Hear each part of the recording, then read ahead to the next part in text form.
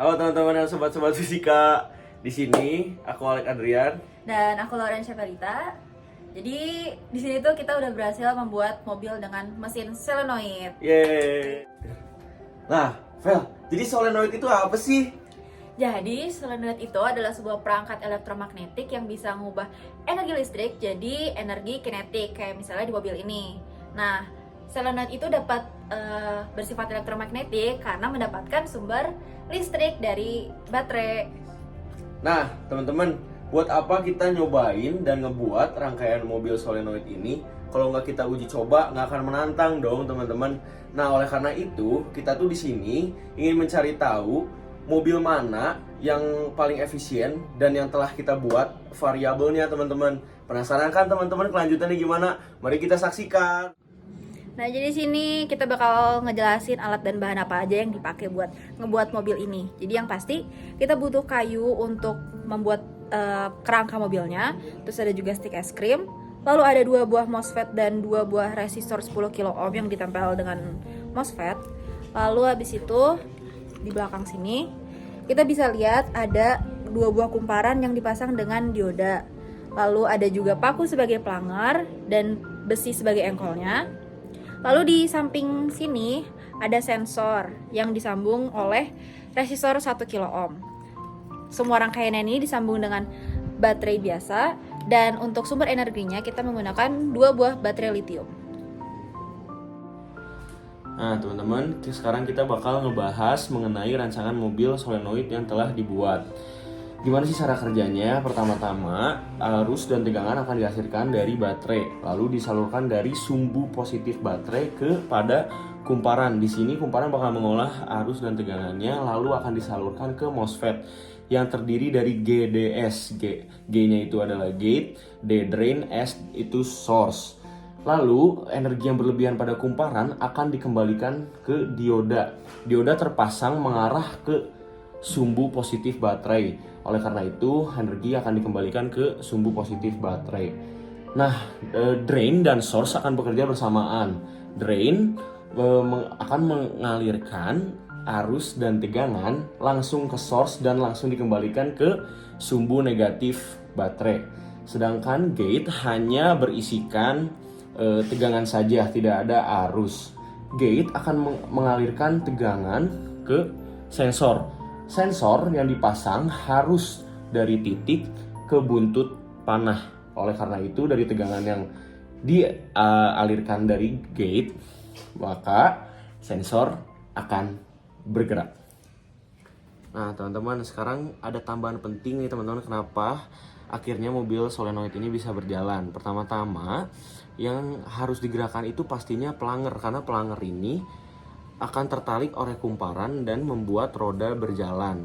Lalu, kumparan ini kenapa sih bisa narik pelanger? Karena kumparan dialiri arus listrik yang nantinya akan berubah menjadi elektromagnetik dan akan menarik si pelanger ini. Nah, oke teman-teman, pasti kita semua kebingungan kan, kenapa sih si kumparan ini ada yang bisa satu narik dan satu tidak narik. Nah, maka dibutuhkanlah sensor dan penghalang. Seperti ini penghalangnya. Nah, lalu kuncinya pasti ada di sensornya dan penghalangnya. Pada kondisi seperti ini, penghalang akan menutupi seluruh sensor sehingga arus pada kumparan tidak teraliri sama sekali. Lalu, jika diputar, maka penghalang akan mulai membuka sensornya sehingga salah satu kumparan tersebut akan teraliri arus listrik, maka akan menarik si pelanger dan roda mulai berputar, teman-teman.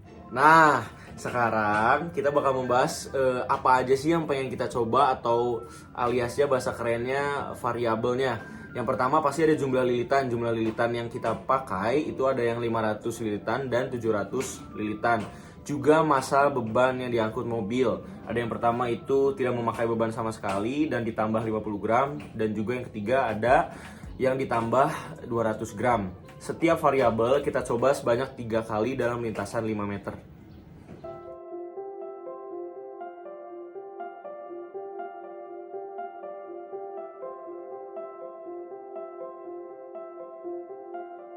Nah, tadi kan kita udah coba semua variasinya kan. Nah, sekarang kita masuk dalam perhitungan data-datanya. Jadi langkah yang pertama yang kita lakukan yaitu dengan mencatat waktu tempuh mobil setiap 50 cm dengan total panjang lintasan 5 meter. Nah, kita itu menggunakan aplikasi tracker untuk mencatat waktunya. Nah, caranya itu dengan shift klik pada objek yang dituju sesuai dengan batas-batas yang ada di lintasan. Selanjutnya, kita memindahkan data yang ada pada tracker ke dalam Microsoft Excel. Kemudian data tersebut kita buat ke dalam grafik, yaitu grafik posisi terhadap waktu. Di sini ada contoh grafik posisi terhadap waktu dalam percobaan 1, variasi mobil 700 lilitan tanpa tambahan beban apapun. Dari grafik ini, kita buat persamaannya adalah persamaan polinomial dan didapatkan persamaan sebagai berikut. Dari persamaan ini, kita dapat menentukan nilai percepatan dan kecepatan awal. Nilai percepatan didapatkan dari 2 kali koefisien X kuadrat, dan nilai kecepatan awal didapatkan dari koefisien X. Nah, setelah mendapatkan nilai percepatan dan kecepatan awal, maka langkah selanjutnya kita dapat mencari nilai kecepatan akhir, energi kinetik, daya output atau daya yang dikeluarkan oleh mobil, lalu daya input atau daya yang dihasilkan oleh kumparan, serta efisiensi menggunakan rumus seperti ini.